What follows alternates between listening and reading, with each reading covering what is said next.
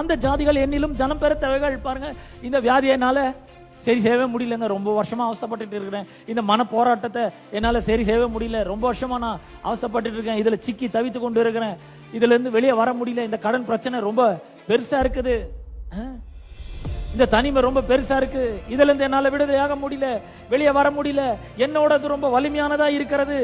இந்த ஜாதிகள் என்னிலும் ஜனம் பெருத்தவர்கள், நான் அவர்களை துரத்தி விடுவது எப்படி என்று உன் இருதயத்தில் சொல்லி கொண்டாயானால், ஐயோ அந்த வியாதி எப்படி துரத்துறது, இந்த வலி எப்படி போக்குறது, இந்த பிசாசை எப்படி துரத்துறது, இந்த கடன் எப்படி என் வாழ்க்கையில இருந்து துரத்துறது, இந்த குடும்ப சண்டை என் வாழ்க்கையில இருந்து எப்படி துரத்துறதுன்னு சொல்லி ஒருவேளை உன் இருதயத்துல சொல்லி கொண்டால், சொல்லுறது இது மாதிரிலாம் ஏதாவது உனக்கு டவுட் வந்துச்சுன்னா, உன்னோட அது பெருசுன்னு நீ நினைச்சினியா, ஒண்ணு நல்லா ஞாபகம் வச்சுக்கோ. எகிப்திற்கு நான் என்ன பண்ணேன், பார்வோனுக்கு என்ன பண்ணேன், உன் கண் கண்ட அதிசயங்களை யோசித்து பாரு, பெரிய சோதனைகளை யோசித்து பாரு, அதிசயங்களை யோசித்து பாரு, அடையாளங்களை யோசித்து பாரு, அற்புதங்களை யோசித்து பாரு.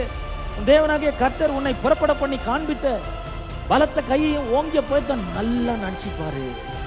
இவர் யாரு, அவ்வளவு பெரியவர், எல்லா சக்திகளை காட்டிலும் இவரோட சக்தி ரொம்ப பெருசு.